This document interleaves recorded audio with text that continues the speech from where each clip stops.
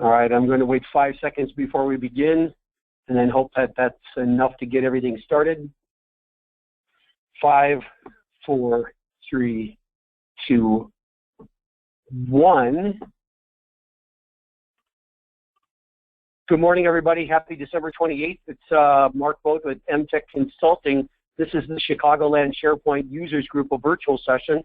It's the December 28th edition. And what we're going to talk about is all Microsoft Flow specifically. So it's meant to be a brief one. We only had about 8 or 9 people RSVP. I imagine they're going to be trickling in shortly. It's just meant to keep the pace up, the momentum up. So we're going to be moving quite quickly. It's not going to be your normal virtual user group session that has old business, new business, things, the news around, stuff like that. If you can see the shared desktop, you'll see the first slide. It's really 3 cool things to do with Microsoft Flow to drive home what makes Microsoft Flow actually powerful. Let's dive right in. We'll start with the basics again, the who, what, why, where, what, and all of that. What is Microsoft Flow? It's a new Office 365 delivered service for adding event handlers and even scheduled handlers to at least 40 known different cloud-based services. And that number is growing on a daily basis. Who built Microsoft Flow? It's Microsoft's Office 365 product team. In fact, it was part of the CRM team. Who's it for? This is a kicker. It's for Office 365 developers, quite all right, but also power users for reasons that we discussed in previous sessions, that we're trying to empower the power users in an organization in order to increase the ratio of solution builders to solution users. That number is woefully outmatched. It's usually there's 100 users to every developer in an organization. Empowering the power users changes that number back down to around 4 users per solution developer or solution creator, and that's the reason Microsoft is keen on it, and so am I.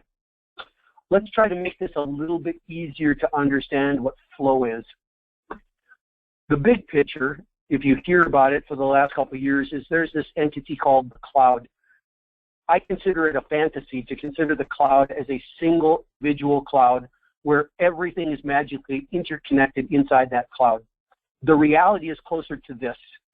The cloud is actually an entire troposphere. I'll let you look it up. The troposphere is that layer of the atmosphere where all the cloud and all the weather actually happens. It's clouds upon clouds upon clouds upon clouds upon clouds, each of them basically disconnected, and because of that, there's no synergy. What you're seeing in the diagram here are some of the common larger services: Dropbox, Facebook, Twitter, Office 365, OneDrive, Salesforce, you name it. But each of them has its very own data source. Each of them has its very own application that you use to interact with it, and they don't talk. They don't interact, which means you have a wealth of data, a wealth of functionality trapped, basically, siloed. And just like in the past, it was supposed to get better when we put things in the cloud. We've still just created all kinds of siloed clouds. And because they're siloed and there's no immediate, no easy, no intuitive interactivity, there's no synergy, and that's what we're trying to get rid of. We're trying to fix that. Enter Microsoft Flow. Microsoft Flow lets you create connections, literally interactions between the services up in the cloud that you care about, so that if you have Microsoft Flow, you're connecting Dropbox and Facebook and Twitter and OneDrive, Office 365, Salesforce, you name it. Because you're creating these connections between these disparate services, now you're generating synergies, and the synergies can be used to solve business problems. That's the big takeaway here, guys.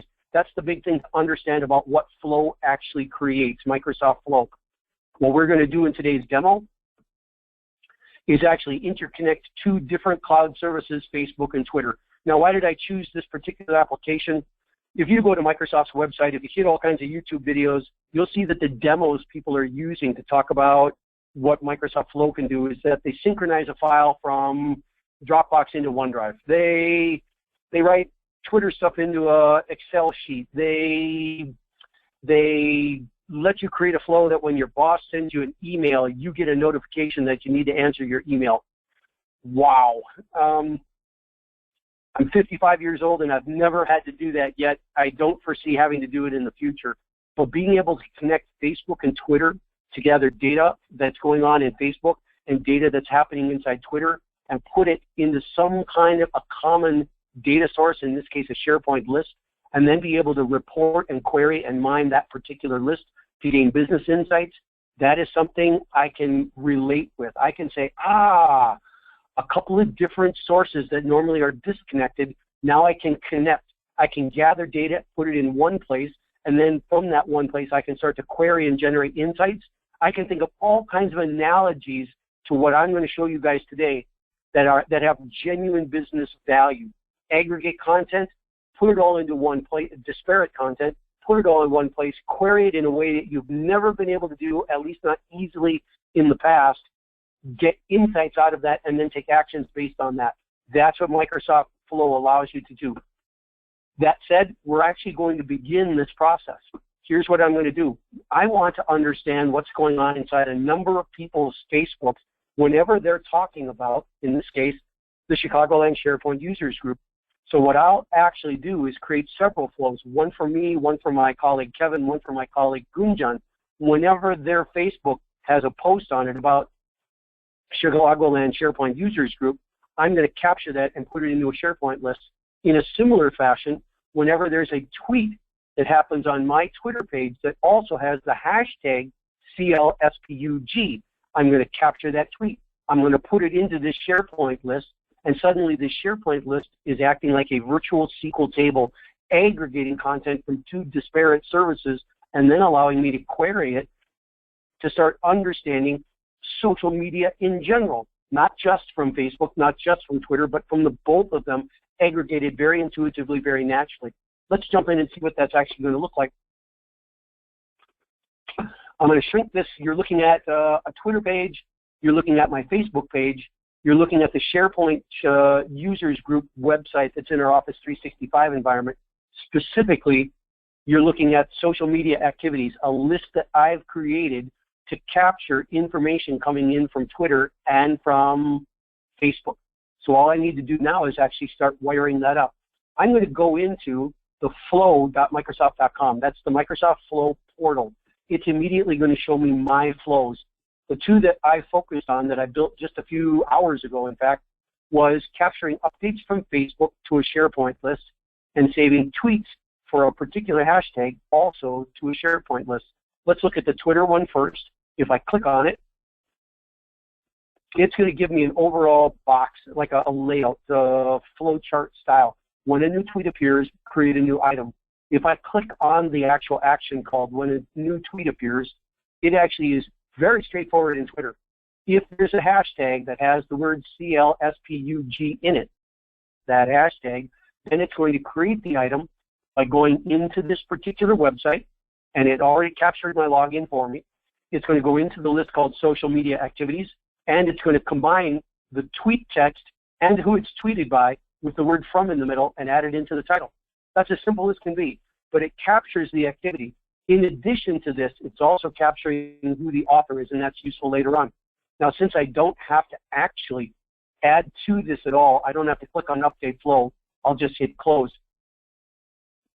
The other one that I worked on was that whenever there's an update that I post on Facebook, and I don't want all my Facebook stuff to go up into and get captured to a SharePoint list, I only want the stuff that has anything to do with ChicagoLand SharePoint Users Group.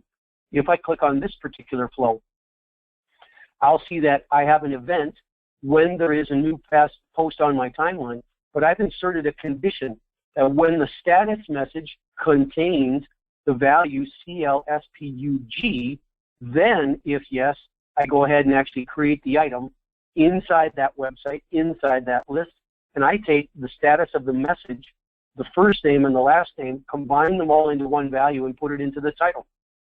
Very simple. These were actually done in just a couple of moments, and the end result is that now I've created a flow that's monitoring Facebook. I've created another flow that's monitoring, let me close this, that's monitoring Twitter, and the two of them together are capturing information, capturing activity that's going on in two different cloud services, gathering information and putting it into that one list. Let's go and do a test. I'm going to go up here to Twitter first, and I'm going to put a hashtag in that says CLSPUG. Here we are at the actual virtual user session, learning the power of Microsoft Flow. Now, the one thing that I've learned, I got a hashtag in there.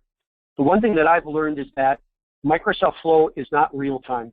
Microsoft Flow is not even near real time. I've got a question here. You can join in the conversation. Nope, looks like we're doing good. It's not near real time. Perhaps the most accurate way to describe Microsoft Flow is that it's up to the minute. Think that your real time is going to be on the verge of 1 minute. And if I go back up into this list that I've created, and I actually do a refresh, let the list rebuild. If we look down on the bottom, we still don't see yet. Oh yeah, here we are, CL Spug.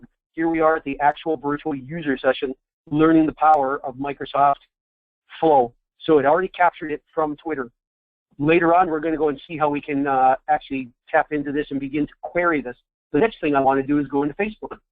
Let's go into Facebook, and I'm going to put in having fun hosting the December 28th CL Spug session on Microsoft Flow. And since I've got CL SPUG in there when I post it, the Flow that's monitoring this, the little minion, the little agent, is going to react to that. And within a minute, it's going to capture this and actually post it back down into the list. Let's go and see if it's done it so far. I'm back in the SharePoint users group list that's aggregating all of this. Doing a refresh on the list. And we're seeing that it's not quite there yet. Let's come back in just a minute and then do a refresh. What are we going to do with this information? I've aggregated activity coming from 2 different places up in the cloud. It could have been 3, could have been 4, could have been 5, could have been all 40. We're gathering social media related stuff. I want to try to do a report on it. Let me open up Microsoft Power BI Desktop, and what I'm going to do next is that I've created a table by adding a data source onto my worksheet, which is the CL Spug social media activities list, so that this list literally is a SharePoint list. How did I do that? If you recall from the previous sessions, in Power BI Desktop, you can go to Get Data, click on More, and one of the myriad data sources that is available in Power BI Desktop is a SharePoint Online list. By clicking on SharePoint Online list and connecting, just like with the flows, all you have to do is put in the URL to the website. It'll go and query it to the list, go and grab the list that you want, and you're done. It ends up being over on this side, and then you can further transform and modify that list to even get things like the author, the department, their office from the column called author, since it's tied into Active Directory, and that's way cool. What I want to do is see that if this is actually going to update for me that this table is live. To do that, I go into the table that I've created, that I've connected to, and simply click Refresh Data. I hope that we're not having any little headaches today with Power BI and connections. It looks like it's going pretty good. But if you let activity go idle for even a couple of minutes, that will fail and you'll have to close Power BI Desktop and restart. But it looks like it's good. We see now what we're, let's see, having fun hosting the December 28th CL Spug session from Flow. So here it actually captured it. Plus I've created a number of visualizations that will aggregate and group this content based on Office, based in a pie chart based on Office, and even by the author.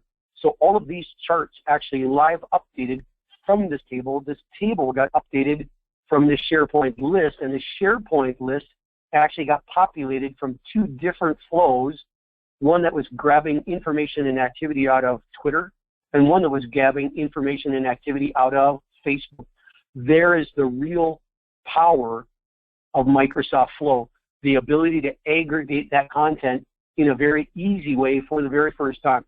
Now, let's see how I actually built some of these flows. I showed you them like after the fact, but if I wanted to create one from scratch, here's what it would look like. Let's start with the one that says Microsoft Facebook. Let's say I just wanted to create that one again. I would go up and hit Create from Template. In the templates, there are literally 270 available and counting. It grows by a couple every single day, so I'll try to sort it out a little bit. I'm looking for one that's under social media. Specifically, I'm looking for one that will track Facebook and go into SharePoint. So let's go looking for the Facebook to SharePoint one. It'll have an F on top, but it'll have a SharePoint on the bottom, and here it is. Save updates from Facebook to a SharePoint list. I click on that template, unless I wanted to build one from scratch. But the whole goal is speed here. The whole goal is to do it quickly. Here I've got Facebook to SharePoint. It tells me what it's going to do. I'll say I want to use this template. To use this template, it's already telling me I need a Facebook account and I need a SharePoint account. It already has captured my Facebook credentials. Otherwise, it would simply ask them for me. I would type it in, and it would be ready to go. Same thing for the SharePoint. It would simply have a little button here that says you need to sign in. Once you sign in, it remembers your credentials. To continue, all I have to do is hit continue. And this is kind of the cool part. This is starting to look a lot like SharePoint Designer. So anybody that's been using SharePoint Designer that's in attendance today, Jeff, Greg, I think you guys were on, this is going to start to look a bit familiar, and it's surprising how good it is inside a browser interface, inside a web-based interface. When a new post is created on my timeline, it's going to create an item. If I drop this site URL drop-down list, it's going to populate with things I've been working in lately. Sure enough, I see the CL Spug website in there. Now it's going to dynamically populate all the lists that are there. I see social media activities.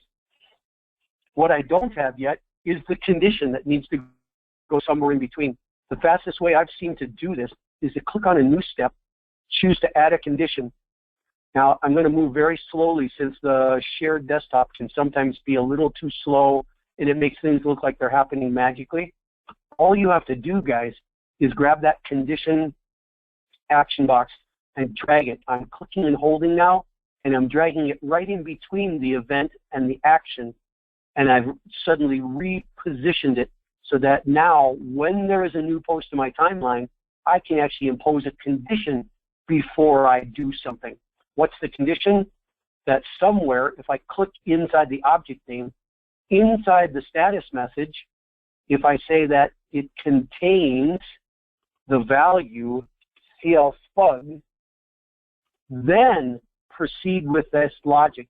And I need to find a way to get my action inside the if yes, do nothing. All I have to do is, again, click and hold on the action, drag and drop it slowly, and drop it in. And suddenly, let me see if I can get this little dialog box to disappear.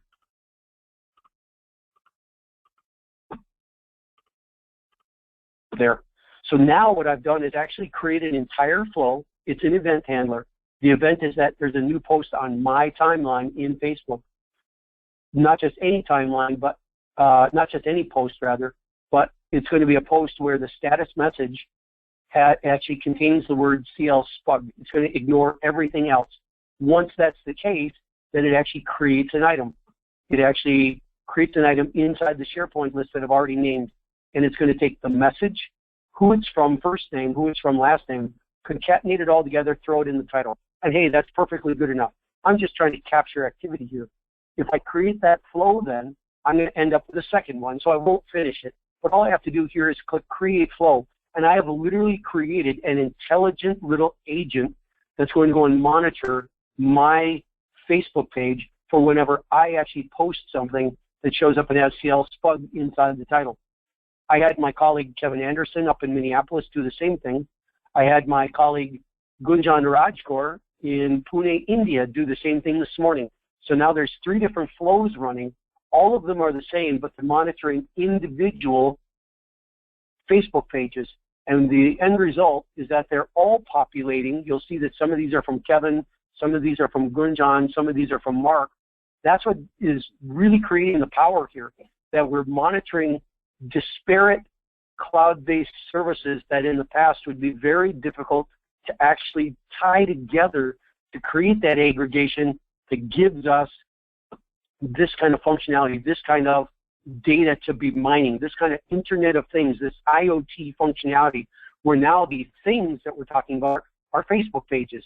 The things that we're talking about now are Twitter pages. They're objects. They're objects in an Internet of Things that are being that are getting information captured about them and genuine insights that can be derived. The insights would be who's getting more social activity, Chicago or Pune. Chicago is, out of all of the offices combined, who's actually the most prolific author in this case. It looks like Mark is, with Kevin a close, or Gunjan a close third to Kevin Anderson.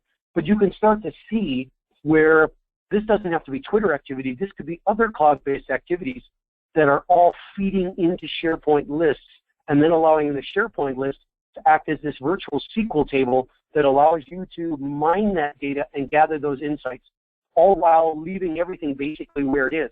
The data, all the real data in Twitter stayed in Twitter. All the real data in Facebook stayed inside Facebook. I grabbed just enough information to have a little table that allows me to derive insights while leaving all of the less than useful content inside the data source itself, inside Facebook, inside Twitter. Let's jump back into the presentation. I've actually accomplished everything I wanted to today. This was meant to be a very brief, far less than an hour type of session for everybody. We go back in here to recap. What we've done is actually tie Facebook, Twitter together using individual Microsoft flows, aggregate that information into a SharePoint list as a data source for Power BI because it acts as a cheap SQL source. Could I put it into a SQL database? Yes, but I'd have to get charged by somebody. I'd have to host that SQL database somewhere, and it's not really necessary. So why not put it inside a SharePoint list? And for a SharePoint users group, you guys, this is music to your ears. SharePoint becomes the portal technology, the aggregating of content technology that it is always meant to be, and now it's inclusive even of information and stuff that's going on inside the cloud. It still becomes the aggregator, it becomes the portal. That got passed into Power BI where reports got generated, and you just saw some basic rudimentary ones. There's a secret here that I've mentioned several times, but I'm going to explicitly tell you. SharePoint is fast becoming an extremely attractive and affordable means of aggregating content because SharePoint lists are literally the equivalent of virtual SQL tables without actually having to pay for a SQL schema and a SQL database. It's free as opposed to $7 per user per month that if you have to go for the premium with the content, the common data model that's inside PowerApps or a SQL database. Power BI can actually create powerful joins between these tables automatically. So you can literally build helper tables, helper lists, cross-reference lists, whatever it is that you want to call them. Plus, a lot of the fields that exist inside the SharePoint list, let me jump inside this just for a moment. This SharePoint list, in the created by vote mark here, Gunjan Rajgor, there are actually 25 additional fields that are available just underneath there that Power BI can actually go and get. My location, Chicago, my role, practice manager, all of these different fields, without explicitly having to put them in the SharePoint list, they're still available to Power BI to go and mine for additional insights. That is just a head spinner. I absolutely adore that. By creating these joins between the tables for you, the SharePoint lists then actually become, and all of the ancillary data that they're tied to, literally the metadata that's tied to the columns that are in your SharePoint list become a part of your larger data model that can be mined, and it's all it's all free. That Power BI is a part of your subscription. If you've got an enterprise level subscription, you get Power BI, you get SharePoint, you get Flow, you get PowerApps, everything all put together. A couple of tips for discussion, and then I think we're actually close to wrapping up today. How to leverage Microsoft Flow in your organization. Since Microsoft Flow is a ton of connectors between two different cloud services, then what you need to do is identify the cloud services your organization is using or the ones that you want to use. You need to inventory the content and the functionality of each of these cloud services. In other words, ask yourself constructively, get on the whiteboard and write down, if you had to describe it, what's in those locations? Is it conversations? Is it knowledge? Is it information? Is it tacit knowledge that represents subject matter experts discussing information? If so, what's it about? Who's interacting with it? You need to understand in that kind of a context what it is that you've got to try to tie together. Once you have that, you want to identify your organization's your business, your key business processes. You want to map the cloud-based content and functionality to those processes. In other words, you're going to look and say, what's Twitter good for in terms of my processes? What's Facebook good for? What's OneDrive good for? What's Office 365 and SharePoint Online and all your SharePoint-powered project sites? All those SharePoint lists, all the SharePoint libraries, what is it good for? What processes is it actually feeding in my organization? Invariably, when you're done with that exercise, you're going to arrive at identifying the gaps in the content and the function. You're going to take those gaps then and start to identify synergies that you can achieve or derive from interconnecting various cloud services. Once you're done doing that, now you know why you need to interconnect certain cloud services. You'll do it and either literally trade data between the two services themselves, move content from OneDrive into Dropbox, from Dropbox into OneDrive, from Dropbox into SharePoint, etc., or you're actually going to feed a third source, like you saw me doing today, the SharePoint list. Once you've done all of that, the stage is set for you to actually continue empowering your processes, because now you're addressing those gaps, that missing functionality, that missing content. And while that's a really short summary for what is a somewhat lengthy process, I just wanted you guys to know that MTech has actually created a brief and productive engagement just for this effort. We've been calling it right mapping for 18 months, but that right mapping technique has worked very well for us to identify various flows. So what we've covered today is talking about what Microsoft Flow is. We've seen that it actually is a bridge across all kinds of other different cloud services, and we've seen one particular application that you guys should be able to piggyback off of, use as a template or an example to create your own aggregating technology so that eventually you can derive business insights of your own. Let's talk, I think we've only got one slide left for our session, and then we're done for the day. Next session is going to be January 11th. It's going to be a member demo from their very own PowerApps Flow and Power BI efforts. I think we had 2 members, Jeff and Greg, that volunteered back in the beginning of December. So watch for that. It's going to be exciting. Watch the meetup and watch our website for additional details to follow. Have a happy new year, and we'll see you guys all next year.